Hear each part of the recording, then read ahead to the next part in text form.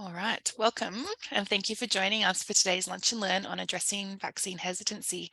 My name's Kira Wright and I'm the immunisation team leader here at Central and Eastern Sydney PHN. I would like to start by acknowledging the traditional custodians and sovereign people of the land across which we work. I recognise their continuing connection to land, water, community, and pay respect to elders past and present. Sovereignty has never been ceded, always was, always will be Aboriginal land. I also extend that respect to any Aboriginal colleagues who may be joining us today. A little bit of housekeeping. Please note that this webinar will be recorded. And if you would like to submit a question, you can do so by using the Q&A button down the bottom there. We will ask those questions within the session or maybe at the end, depending if Holly's moved on or not yet. Also, a participant survey will pop up at the end of the webinar, and please fill this out as we appreciate your feedback. It helps us to improve our program. Just some upcoming events we have with the PHN. We have CPRs on Monday night. There's still a few spots available, so if you're due for your CPR, please register online. And then there's some other events coming up on that list there. I just realized my screen is not moving. I was just about to share that. So there we go. We're seeing that now. Okay. So that's the Q&A box. There's the events that are upcoming.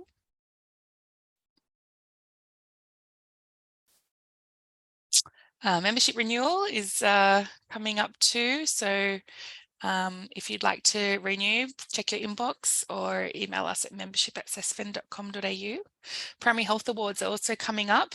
You can nominate yourself as a GP practice and use that QR link there. It's also available on our website. We're also launching a Voices for Health. This is about people living in our Central and Eastern Sydney region contributing to decision making about the health needs of our region. So that's just, local members of our community. So again, use that QR code to find out more. Head to Health, our mental health helpline that's been up and running since COVID times. Please forward this number on as needed. And our Healthy Aging Hub. There's the details there. All right, I think that's the end of my housekeeping. I'd now like to introduce Holly.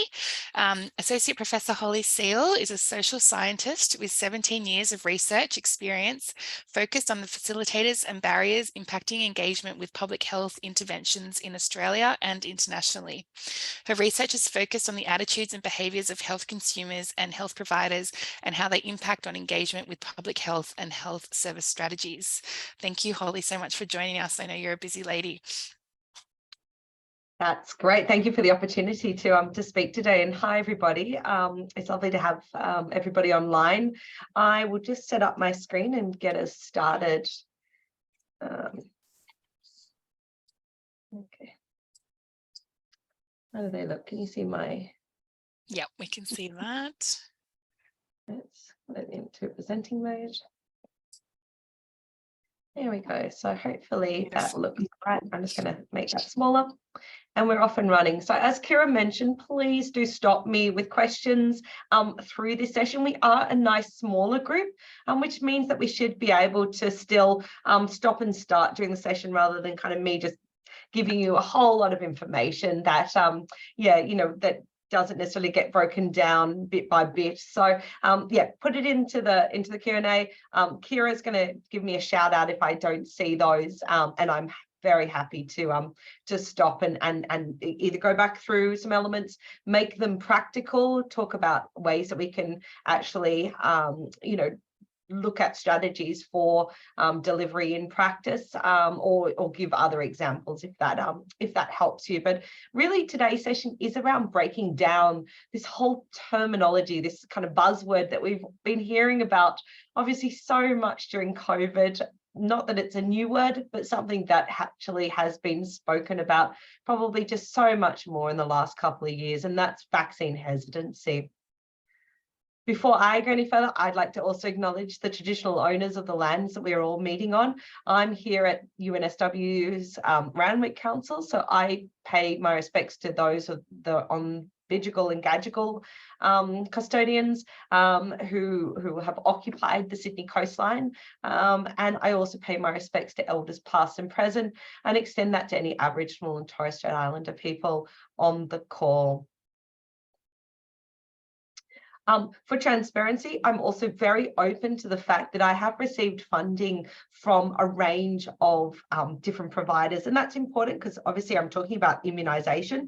And so I have worked with local and state health departments. I've received funding from NHMRC, but I've also received funding from a range of different drug companies. And that's really mainly around investigator-driven research.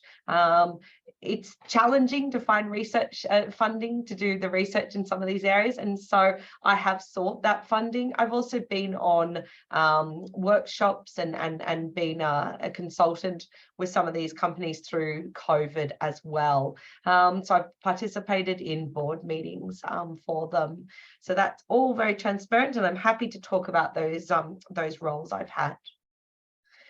Why do I talk about that? Because I do research and I look at the strategies and the issues impacting immunisation in groups that don't necessarily get a huge amount of focus. And so I will be drawing on those examples through the next hour in terms of my presentation.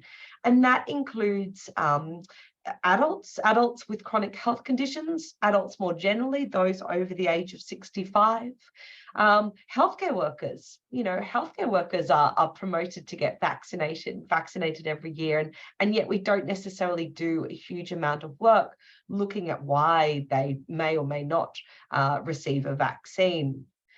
People who identify as being culturally and linguistically diverse. We know that there are huge disparities in vaccine uptake for these populations. And so they're, again, a group where we need to be spending some more time. So when I think about immunisation, I'm thinking life course immunisation. How do we break down barriers? How do we ensure there's equity in our vaccine coverage? How do we make our services more culturally responsive so that so that we don't have gaps for our Aboriginal and Torres Strait Islander communities or for our multicultural communities, and that we're also enhancing it for those who are recommended for either health-related reasons, because of pregnancy, or because of their age or occupational setting, and also because of travel. So there's lots of different reasons people are walking into our practices every day to try and get vaccinated. And we know that the journey to immunisation is very different for everybody, that there are a range of different reasons why people will go and seek out immunisation, or why they should be seeking out immunisation, as I was just talking about before. But on that journey, there's also lots of reasons why they may not necessarily end up getting that vaccine into their arm. What we have been focusing a lot on during COVID is often the thinking, feeling elements. So that's everything to do with the person's knowledge, understanding, their attitudes, their perceptions, their acceptabilities, everything to do with either maybe the vaccine or the vaccine provider. And that's important. We know that thinking, feeling elements play a critical role, but it's also important that we acknowledge that there is a range of different elements out there that may stop a person actually being able to get that vaccine. And so I will be talking about these different elements through this presentation. And it's important to note that, one's not more important than the other. There is a balance. And then when it comes to thinking about how we develop strategies to try and improve uptake, that we are cognizant of all of these different elements along the journey, which may be stopping people in accessing immunisation. And many of these are not just vaccine specific. Many of these factors are stopping people in accessing healthcare, just full stop. So very aware of this. I think this diagram presents it really nicely, and this diagram has been adopted by the World Health Organization and others so that we can start really getting that kind of fuller picture on what's happening with patients and their access. But I just want to go back and talk a little bit about this word vaccine hesitancy. Yes, a buzzword that has been spoken way too many times in the last 3 years, but actually a term that's not new, and a term that we have seen in the literature and has been recorded to be, kind of spoken about ever since the dawn of immunization, all the way back to Edward Jenner and his cowpox days, that we know that people have had this tendency to be hesitant around the use of vaccines. And so that's a natural space. We see hesitancy around any sort of medication use, any sort of, around any sort of medical interventions. But it has been a word that maybe has been inappropriately used and applied over the last couple of years with COVID. So that's why this presentation, I really do want to kind of just break it down back to bare basics so that we actually understand what it is and when it should be applied. And maybe then also think about the times when it's not appropriate to use it, and that it's actually about other elements that we need to be focusing on. So the official definition for vaccine hesitancy is that it is somebody delaying either accepting a vaccine or refusing a vaccine despite the availability of the service. So there is a vaccine in clinic, but they are either pushing the service back or refusing to get that. And we know when it comes to hesitancy that can vary with vaccines, with population groups, across ages, across genders, across cultural groups, and so forth. And that someone may be very, very accepting of vaccines that are listed on our national immunisation program, but may then either delay or refuse to receive other vaccines. And so this classic picture, I think probably everyone in this call have seen. So this is the spectrum of hesitancy. And what we have is that green box is where a large proportion of our population live, and you know them. They're the patients who, every flu season call you up to book an appointment, even though the flu vaccine is not available. Like they are knocking down the door to go and get it. They're the parents who, are aware of what vaccines are required for under 5s, and they are then, working with you to get their child vaccinated. They're they're jumping on board. They may be bringing others with you. They are hopefully verbally passionate, about vaccination, that they'll go and talk to others about it, but they're not really the ones that we need to necessarily spend a huge amount of time on in terms of getting on board. Then we have this group in the middle, and they're the hesitant, what we deem the hesitant group. So they could be, again, across a spectrum. They could be patients that, are very happy to get their child vaccinated for the NIP vaccines.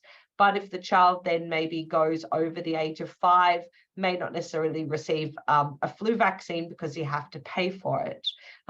They may not necessarily seek out other vaccines because of travel.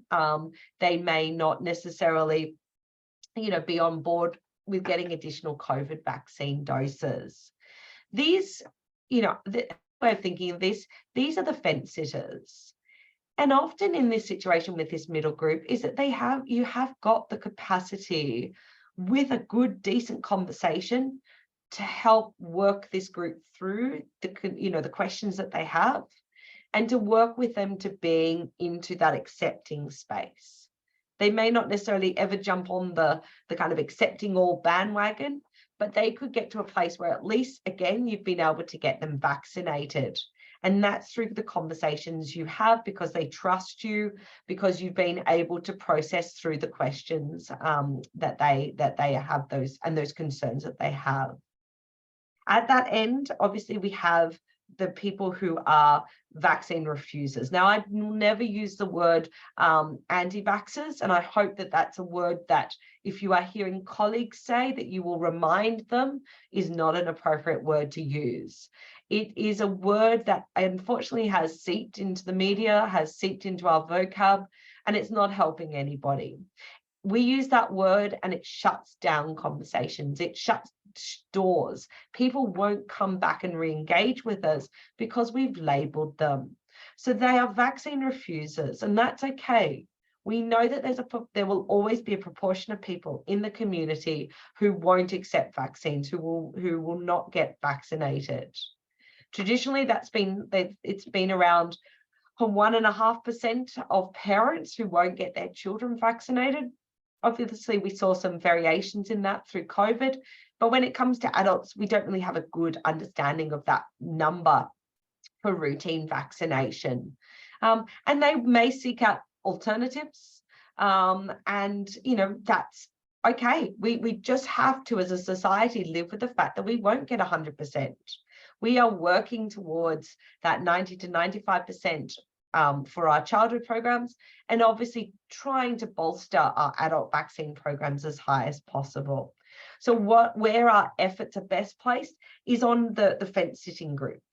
That is where we can have the most bang for buck. How can we do that? Well, we need to that group. And this is now why I'm going to go a little bit of a trip in history around some of the frameworks that have been used to talk about this fence sitting group and what may be the elements that are stopping them getting into your clinics. Back in 2014, the kind of first attempt at trying to frame this was done by an international working group on vaccine hesitancy.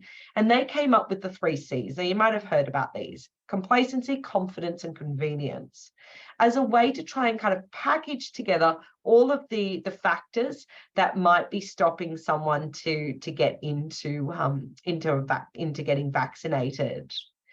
That confidence, kind of all of the elements around, how they felt about the vaccine and about the person providing the vaccine. Complacency, those elements around risk and perceptions of need and severity. And obviously convenience. Convenience about capacity then to actually get in and get to a vaccine. Now, this was, as I said, a starting point. And since that point, we've kind of understood that this package, this framework, doesn't really capture all of the elements we know are impacting people on getting vaccinated. So we've moved on somewhat from this point, and I'll just click over that. We moved on, and a colleague of mine, Angus Thompson, came up with the 5 A's. Now, you'll have to forgive us in vaccine, social and behavioural research. We love naming frameworks after numbers and after letters. So by the time you get through my presentation, your head will be spinning around all the different 3s, 5s, 7s and whatevers. I apologise in advance. Don't try and take all of that jargon in. What I want you to do really is to see about the common kind of elements through these frameworks and to start to think about how they then align to your patient groups. 5 A's. This one then tried to expand on the 3 A's and actually, 3 C's, and tried to then acknowledge that there are other factors stopping people getting in for immunisation.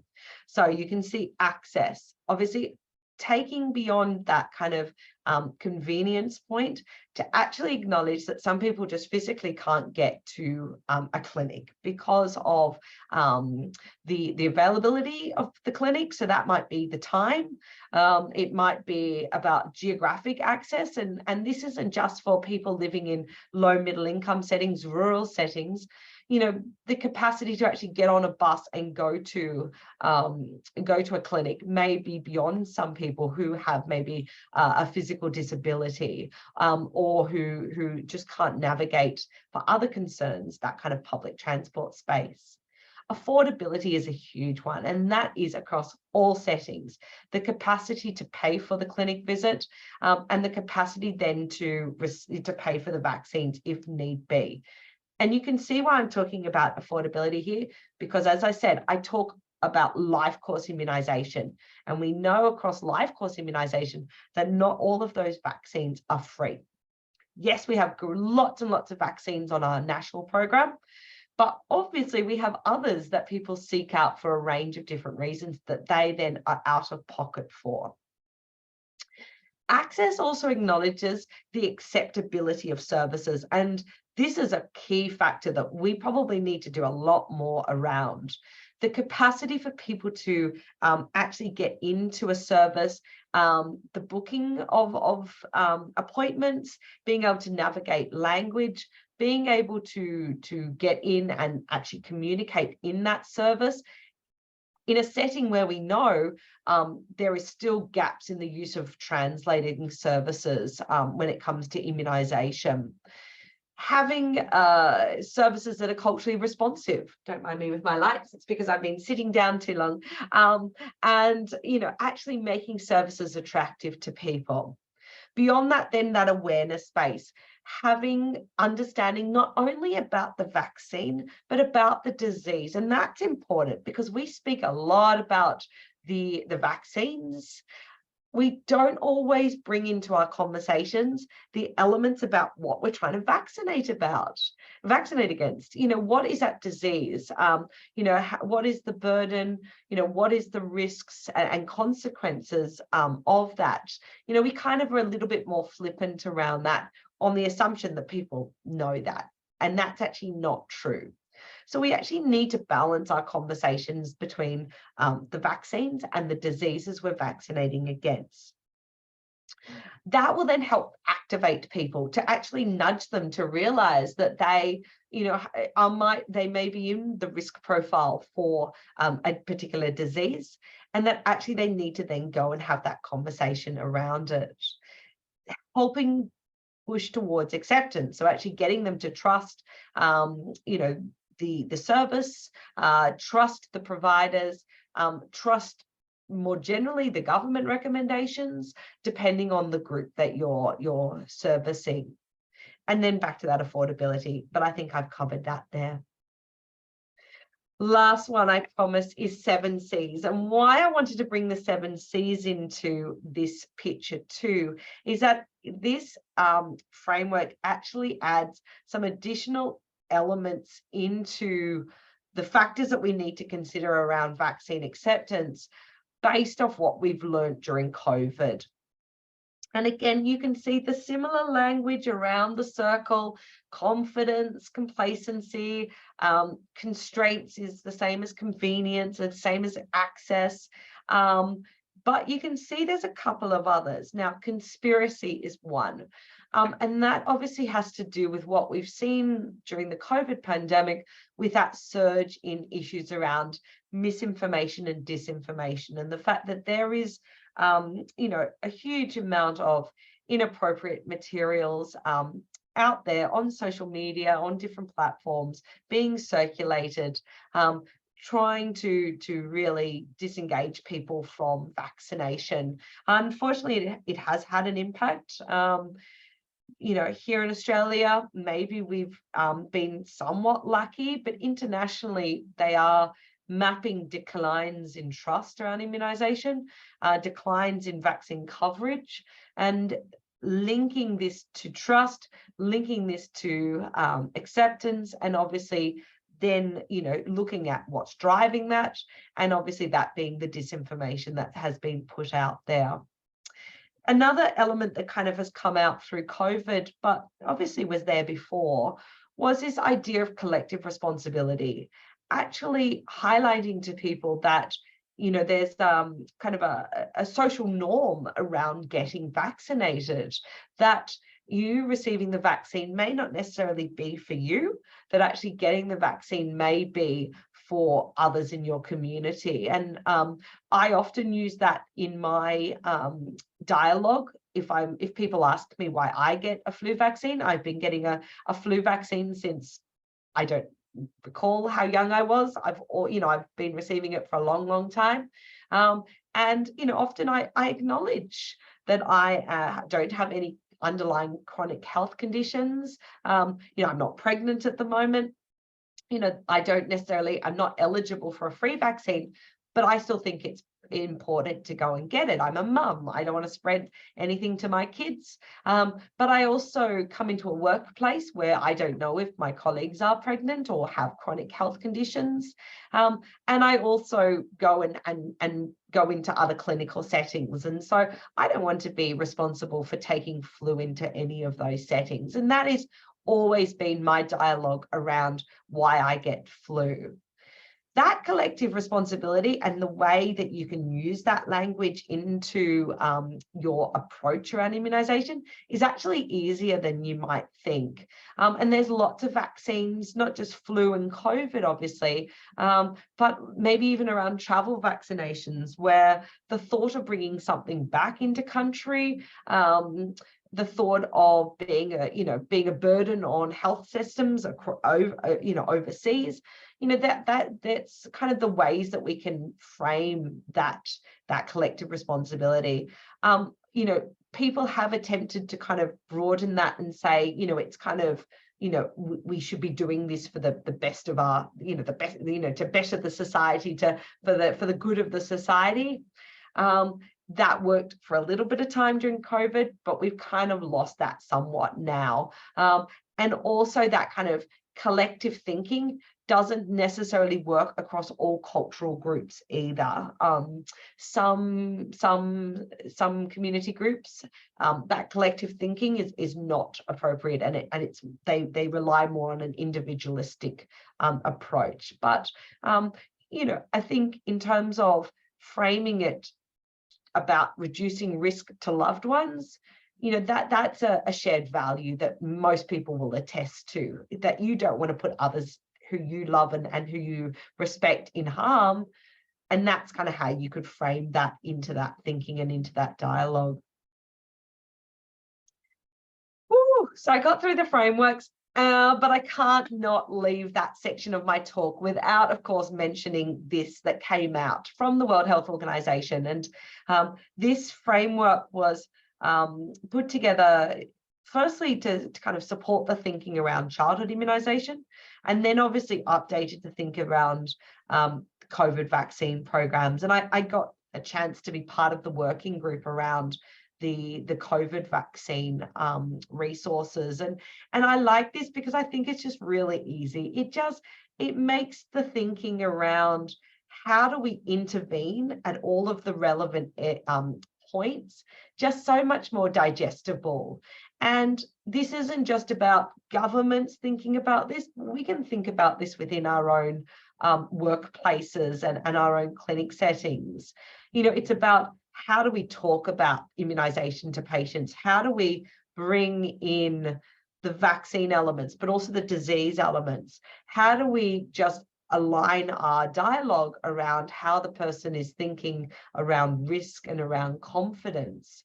How do we help kind of attune our conversation around maybe how they think around vaccination within their community? Are there religious elements that need to be considered? And I don't think we think about that enough in our conversations, especially important with things like the HPV vaccine, of course. How do we think about it, and how do we use that then to motivate someone to get off that fence and to move towards the green element of the green area of our spectrum? But let's not kid ourselves that it's all, as I said, all about those thinking, feeling elements. How do we, within our practices, make it easier for people to access vaccination? Or how to nudge them into vaccination. And we still know, as I said before, that we are still not great in using translator services. We're also not great when it comes to thinking about being opportunistic around immunisation. And I will use a case study shortly to help with that. There's not necessarily much we can do around sites. In my space, obviously, I try to talk about the range of settings that people can get vaccinated at. But this is just about kind of acknowledging what we're trying to work towards, and that's getting vaccines into arms. And so if it's easier that you have a patient where you've started the dialogue, say, around them getting their next booster shot for COVID or getting their flu vaccine, but them coming back to you may not necessarily make sense. Where can we nudge them to go? And obviously we've got colleagues in pharmacies that also are giving those vaccines. So this is about thinking across this picture. Is it a thinking, feeling element with your patients? Is it just those practical elements of coming back, it's just not going to make sense to them? How do we then get to the point of getting that vaccine delivered? So I'll just talk through a few of the elements, just break them down a little bit more. Confidence is a key thing. And as I said, we've had a little bit of a breakdown in confidence amongst some people. This may not necessarily have anything to do with vaccination. This may actually just be as an outcome of what's happened with COVID and around the kind of strategies that governments have used to try and mitigate the COVID impact. And that has unfortunately left a negative taste with some people. And so, vaccination may just bear the brunt of that until we kind of move with these communities to get to a better space around trust and confidence. And obviously health professionals, everybody within our clinical settings plays a huge role in that. You are always one of the most trusted voices out there, and will continue to be. That's nothing new. We've known that for decades, that health professionals play a key role in getting people vaccinated.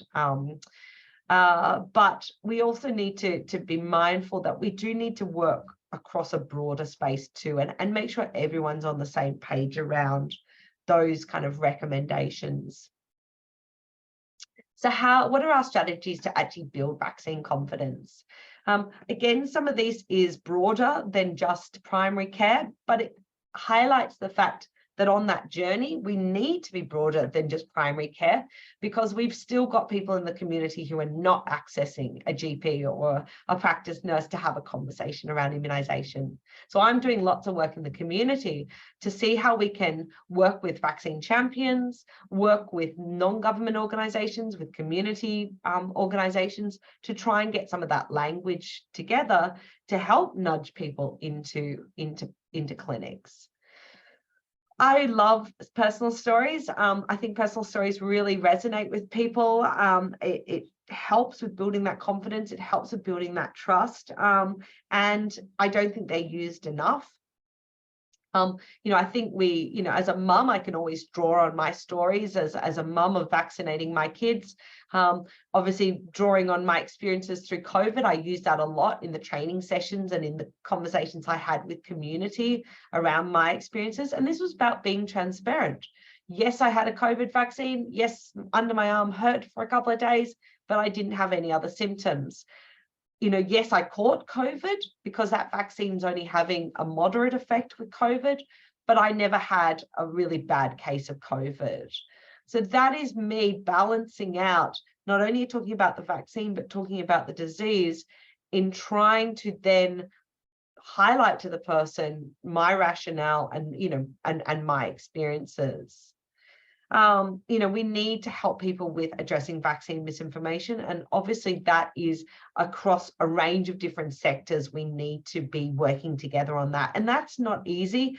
And that's a whole different presentation. I'm sorry to say I'm not going to cover much on tackling mixed misinformation, but there's great resources if you're interested in that.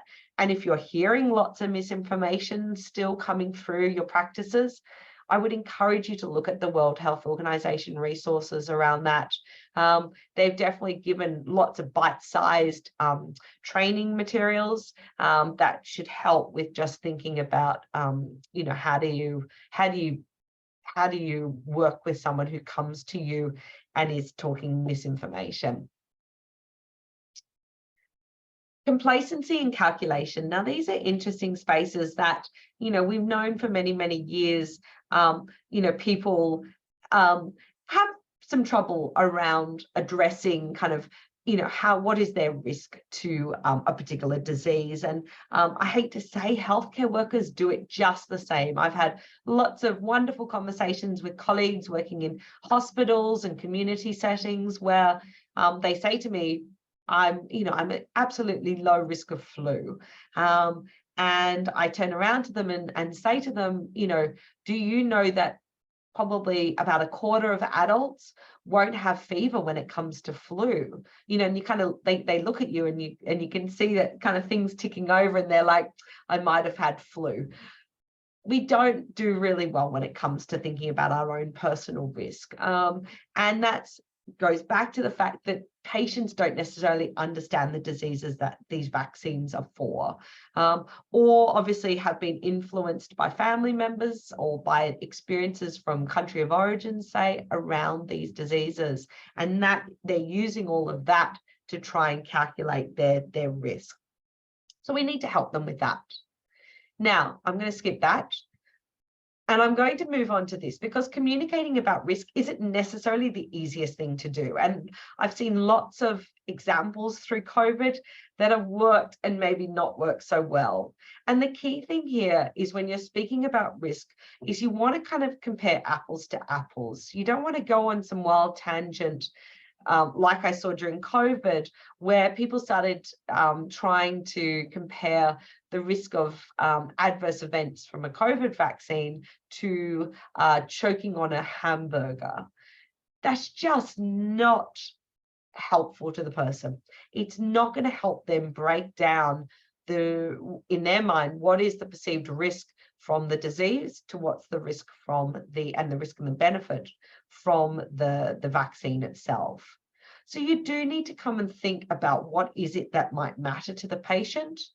And you need to think about framing the risk then around that. And you may, as you said, know the patient enough that you can, you know that they're a mum, maybe that they frequently travel. Maybe, obviously, you might be aware of any chronic health conditions. So it is about using that to help that framing.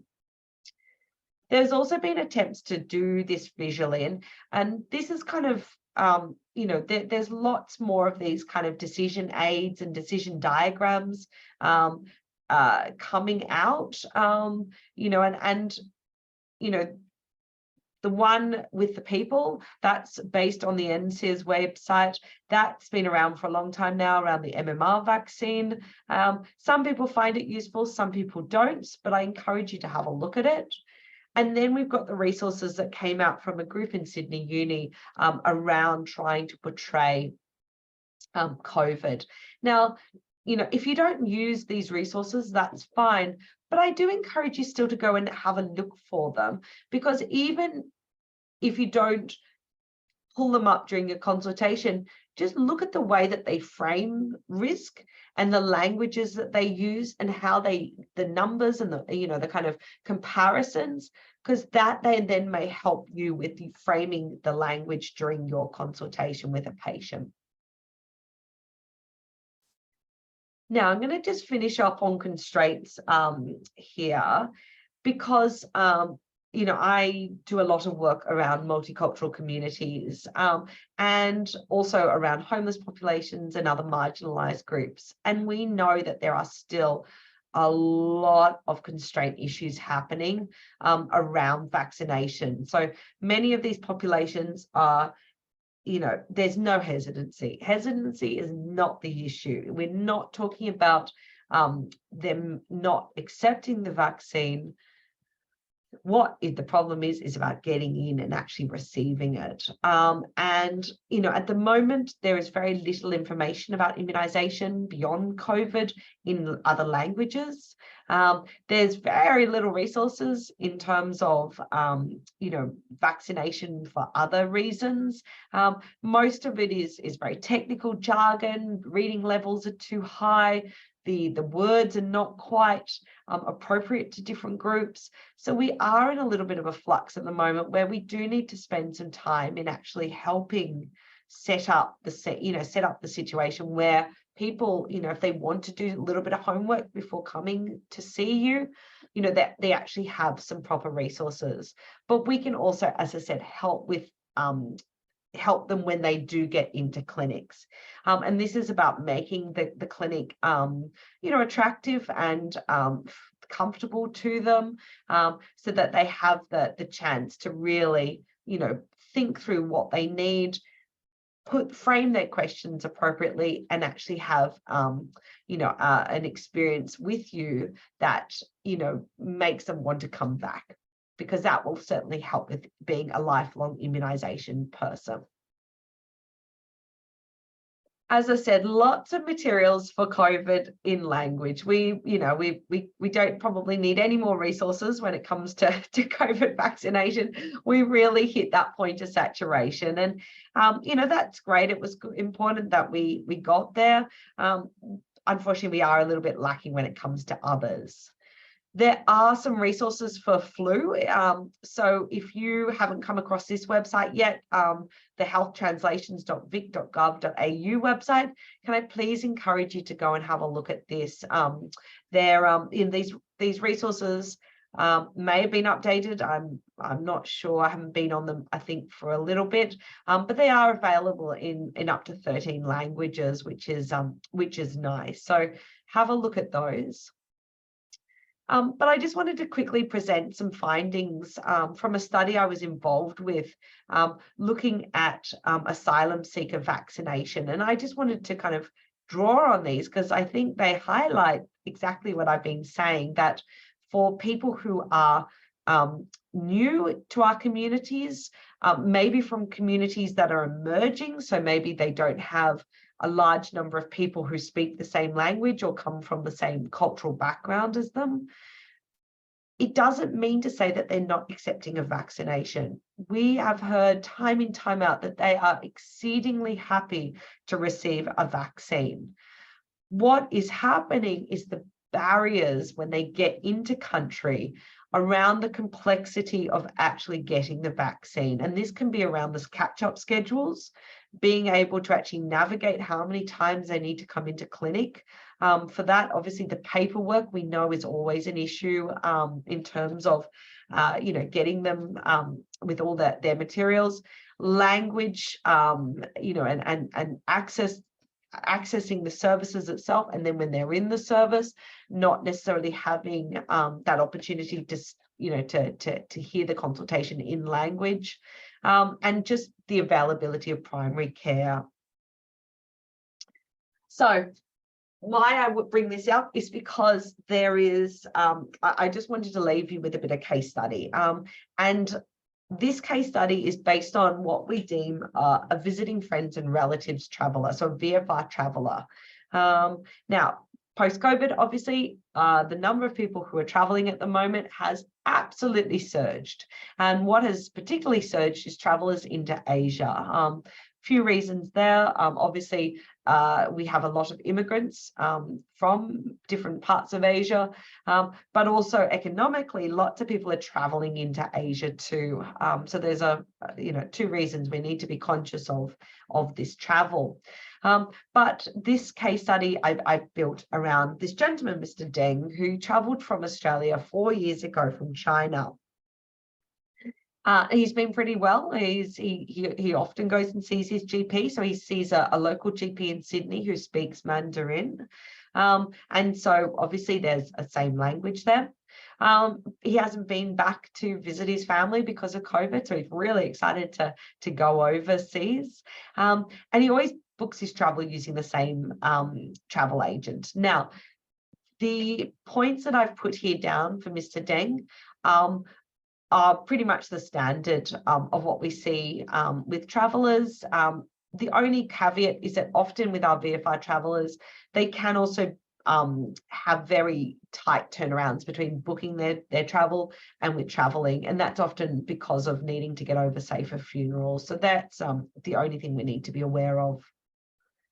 Now, when it comes to this group of travellers, they are the least likely to get vaccinated. Now, there's a range of reasons here, and I've put them down into the kind of different categories that we've just been working through. And some of it has to do with the awareness of the traveller, that kind of sense that they're travelling back to country of origin, a country that's familiar with them, a country they grew up in.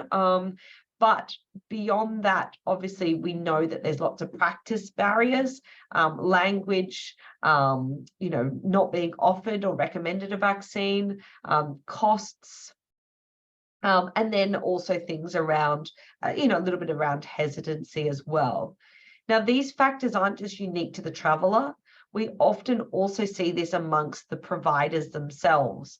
And that's especially true when the immunisation provider speaks the same language as the patient, because that shared sense of risk will be the same across both groups. So even the immunisation provider may also believe that the traveller is at low risk because they're travelling to a familiar space. So if I've got time, I think I'm going okay. And I don't think there's been any questions, so I will keep going. I just want to finish off with this kind of little bit of dialogue that I've put together.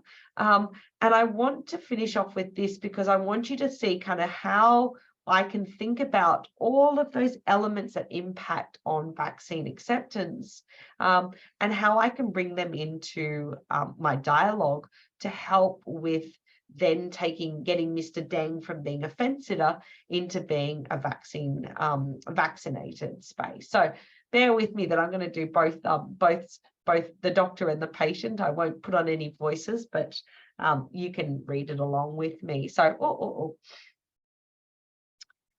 so why I've started with the opening line is because travel-related consultations are not so common in this VFL group. And so you need to be opportunistic. If you heard about them traveling, need to use that as your trigger point to have this consultation, because they're not going to seek it out otherwise, and they just continue to fall between the traps. So I've assumed that Mr. Deng has come in for another reason. So as the doctor, it's important for you to find time to exercise. So I'm using that as my trigger. Patient, I'll be walking a lot because I'm traveling soon. Bells going off in my head. Where are you traveling to? I'm going to China to see my family. I haven't seen them in years because of COVID. Now, I'm noting there the family point, haven't been there for a while. How long will you be there? Oh, probably around 4 months. And again, that's a point to be aware of with VFR travelers, is that they do go for that longer period. They stay with family, they go for longer periods, they eat and drink the local food and water and so forth. Okay, doctor, I will give you a list of all the medications to take with you, and I will make sure you have enough medicine for your trip. But there's also important vaccinations you should have before your trip. So I'm coming out and actually stating the fact that the patient needs to consider vaccination. This is where, depending on the kind of training you do around communicating about vaccination, some people will open with a question and some people will be more direct. I preference the more direct approach because I think it will, especially with adults, I think it will help with nudging them towards where we're trying to get to. Patient, I'm just going home. Are they really necessary? And this is now the next line is going to go back to that point I was saying about framing it around the disease and the vaccine. So travel and vaccines are important when traveling to other countries because they protect us from sicknesses or diseases that may not be common here in Australia. In the case of China, there are a few vaccines that I recommend. Sure, I'm happy to hear about that. So we need to make sure your routine vaccines are up to date. So here, I'm not only talking about vaccination for travel, obviously I'm sneaking in maybe a bit of COVID, a bit of flu, obviously with Mr. Deng's age, pneumococcal, maybe checking his shingles. I can't think how old I made Mr. Deng. So there's a few things I'm checking up on, but acknowledging that there are going to be other extra vaccines, hepatitis and typhoid, of course. These diseases are making you sick if you eat or drink contaminated food or water. Patient, that's good to know. I want to make sure I'm ready for my trip. I haven't had a vaccine for a while. Now, I think I'm running out of time, but you can see where I'm going with this. Okay, so I'm using those points that, I said about the framing. So you can see here, there's that element around putting family members at risk. So actually building on that kind of normalization, making sure that the person, that they're not, that they understand the risk space here. And nodding too hard. And then also framing about what is needed because of age. You know, this isn't just about travel, but this is about keeping you healthy. And then obviously trying to sneak in that bit of COVID, because what we know about our multicultural communities is that our COVID booster rates are down. So again, it's just being opportunistic about sneaking in all of these catch-ups to get Mr. Deng on track. So I hope that's been of help. I'm going to stop sharing and seek then if there's anyone with questions.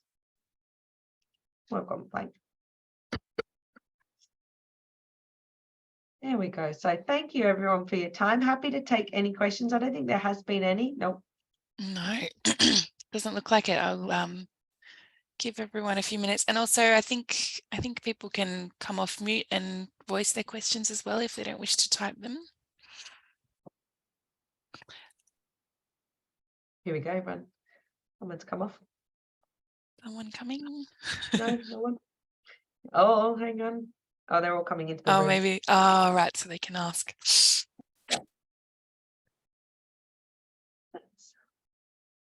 Look, it's a lot to digest, and I'm sorry I hit you with so many frameworks, but I hope that was helpful in terms of just thinking through all of the elements. And my slides will be available to you, and obviously happy for you to reach out if there is any elements that you're unsure about, any ways to kind of take these frameworks and apply them into your own practices.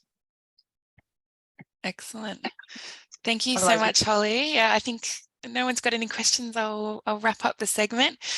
So yeah, thank you so much, Holly, for your time today, and for everyone else in the future that's going to watch this on YouTube. I think maybe a lot of people couldn't attend today, but it will come in handy down the track as well. So that's amazing. Thank you very much.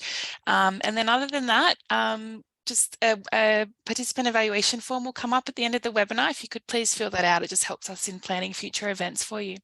So thank you all for attending this lunchtime session, and we look forward to seeing you online soon.